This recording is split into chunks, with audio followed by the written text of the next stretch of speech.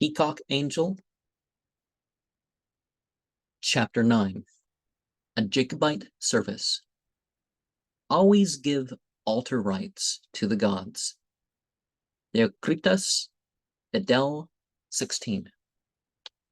Nature jerks the bearing rein occasionally to remind the body that an active habit should not outrun lessened strength. And I paid in a sleepless night for too energetic a day. I lay awake and heard the wind banging to and fro the door which led to the roof. And when I crossed the courtyard to fasten it, was aware of a night sky thick with clouds.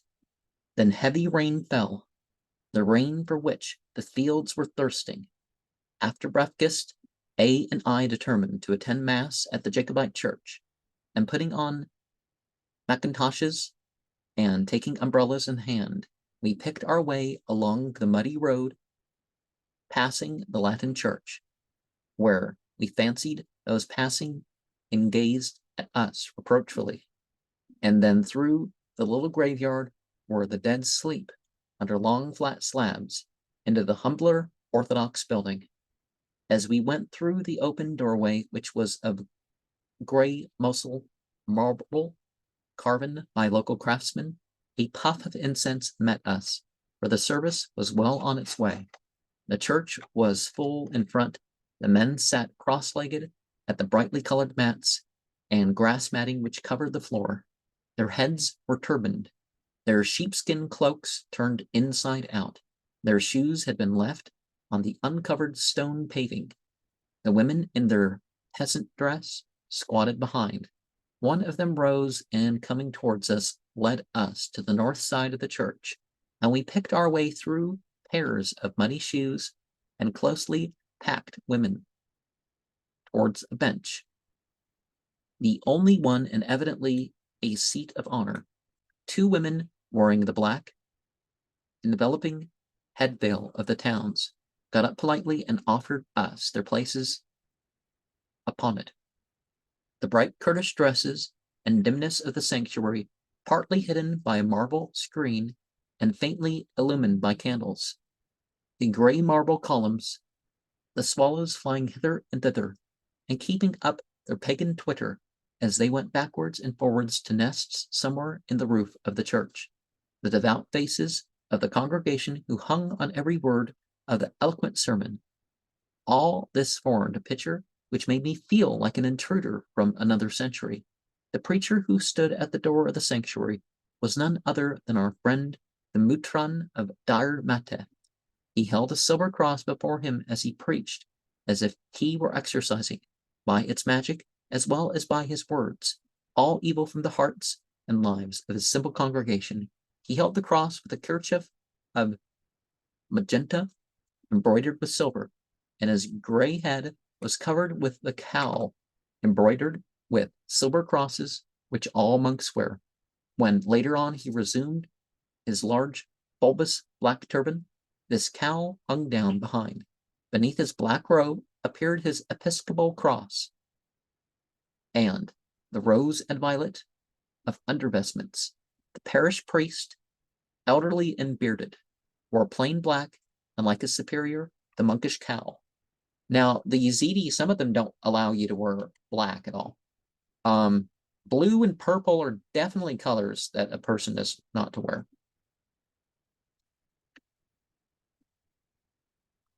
Although I could not follow all of it, the sermon was plain and homely, and with his presence, his fine features and silvery beard, the Mutran looked more than ever the minor prophet. Whenever the audience was stirred, a murmur of assent or approval arose. At the end of the sermon, the parish priest came to the chancel steps, and addressing the congregation, announced that the Mutran would pay a visit to every house, and that each householder was to make him a gift of olive oil, soap, or grain. Money was not mentioned, nor was there any begging or exhortation. It was an order.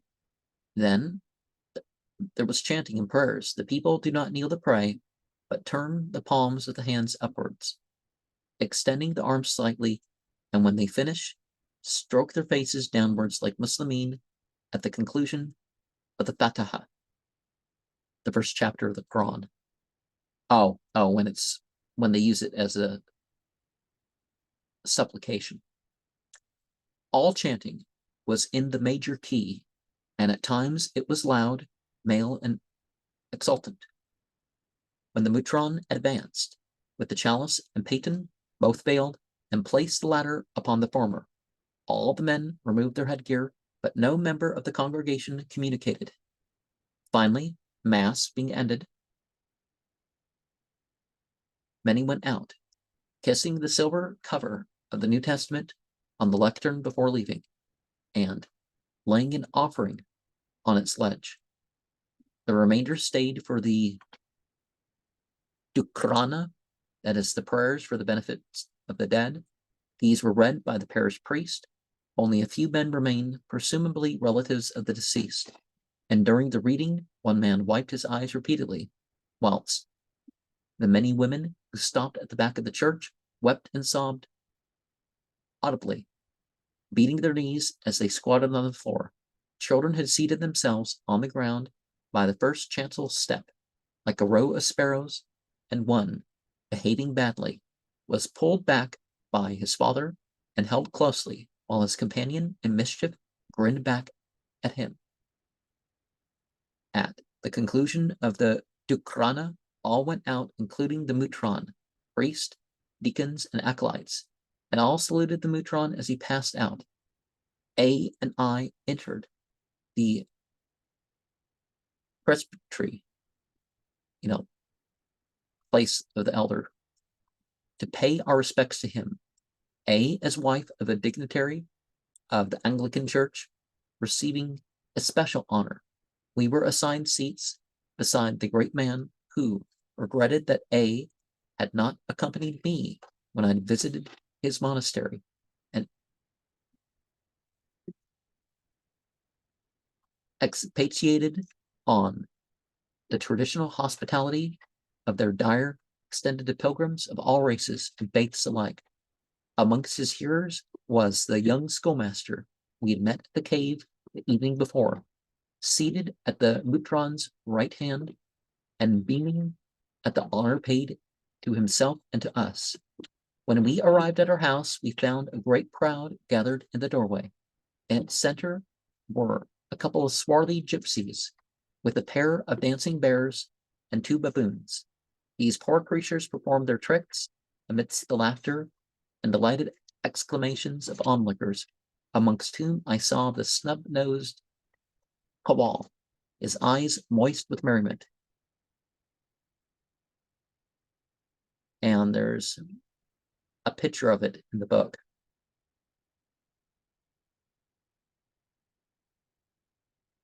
It looks like somebody's smoking. That's watching.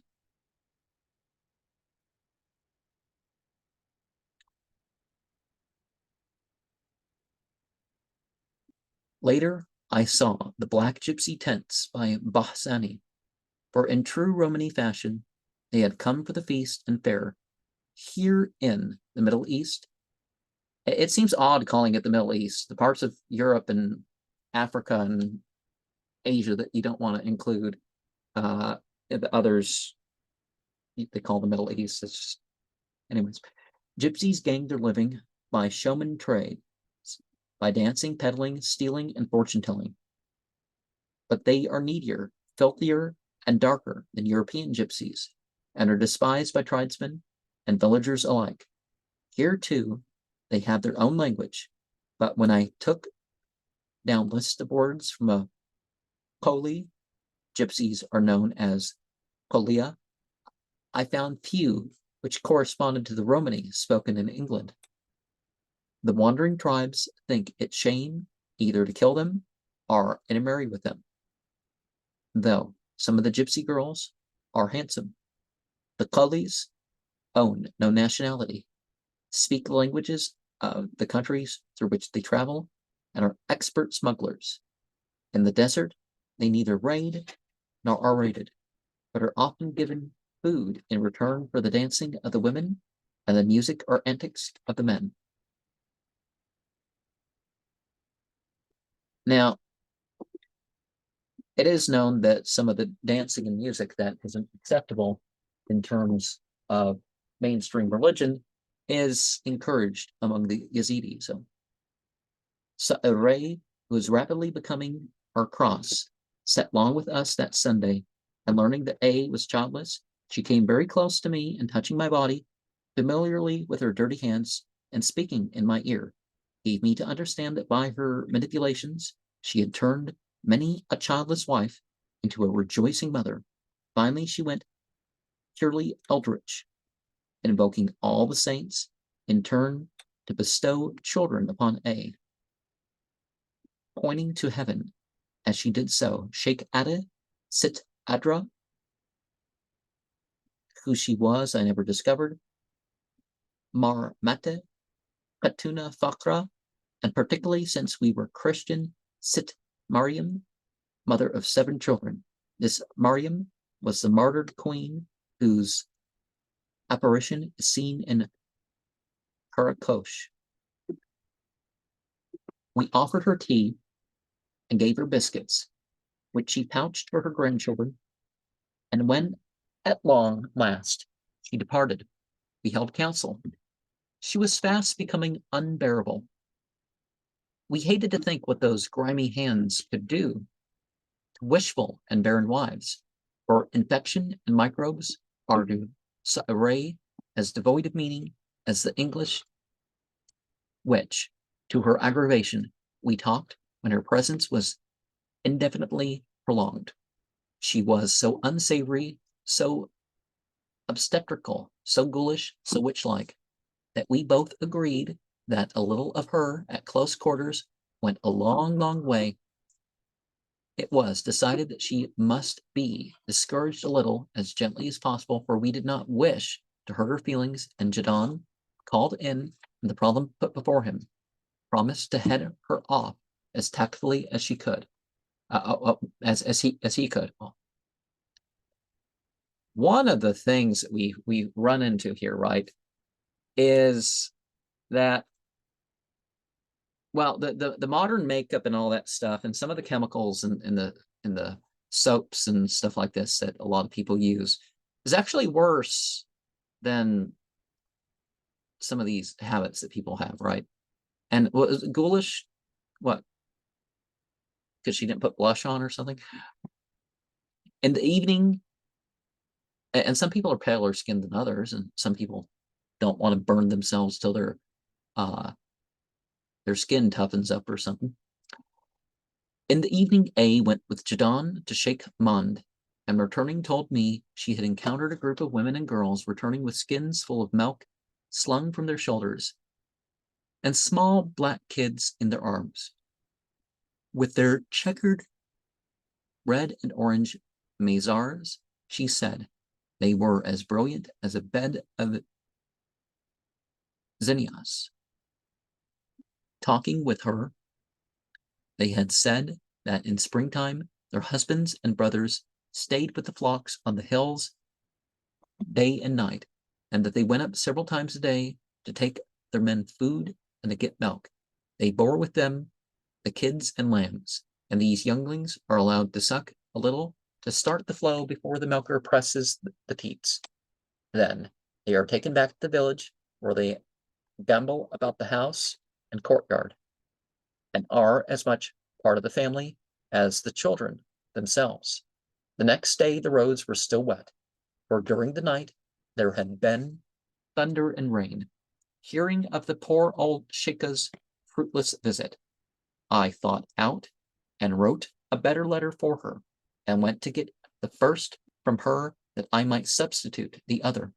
We found Sit Gula lying outside, or rather in the room without a third wall, like a stage, which was above the stony stairway from the courtyard, for she wanted air and peace, and the living room below was full of her sons' wives and their children. She was desperately ill, journeying to Mosul with her fever still on her.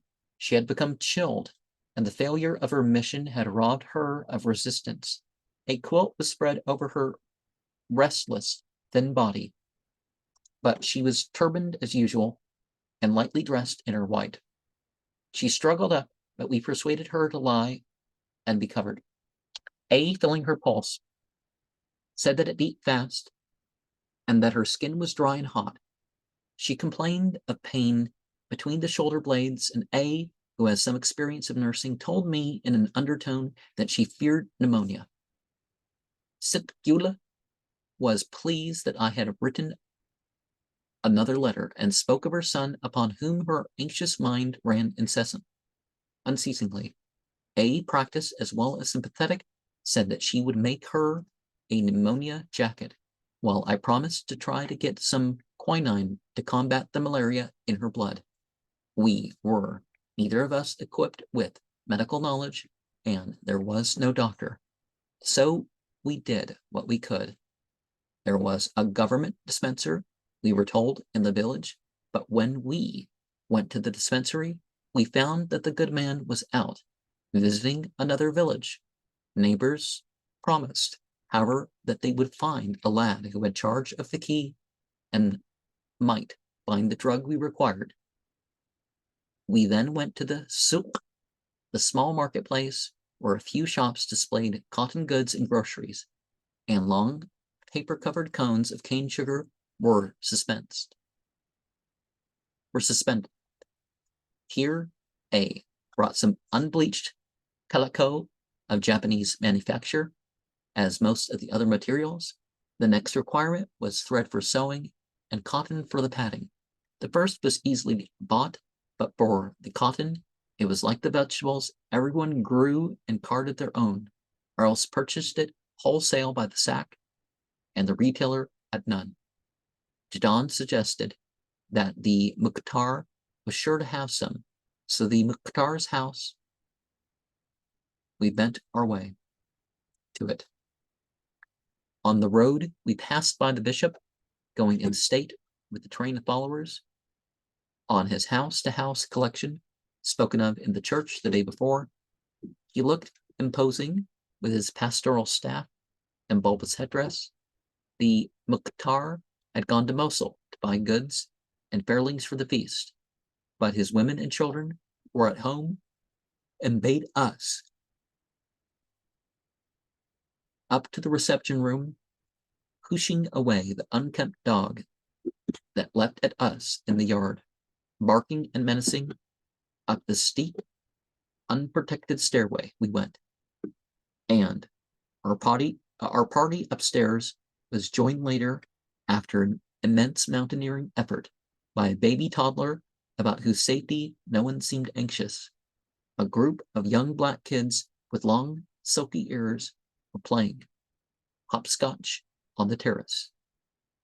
In the guest room, mattresses were spread on the floor for us, and a girl was dispatched to bring some cotton. In the corner of the room stood the Mukhtar's staff, a heavy crooked stick of fragrant mahlab wood, which, said Jadon, is considered sacred by the Yazidis and forbidden as firewood. The seeds of the mahlab are used as spice when pounded up for cakes, bread, and other foods.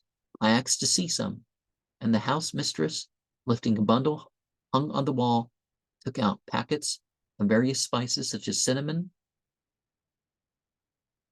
darsin in Arabic, Kurdish darchin, and a large fronded gray lichen called shahbat al-ajuz, which she said had a pleasant flavor when crushed and put into all foods.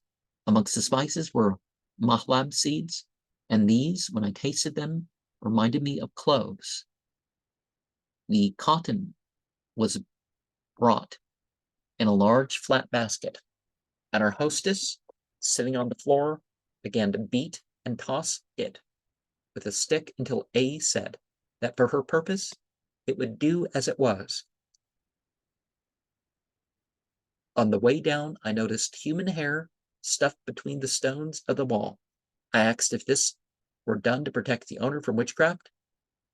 Nacher, they replied, nay, that is only necessary on the first night of a bride, but it is our custom to treat hair so, lest, if it be cast out, it be trodden underfoot.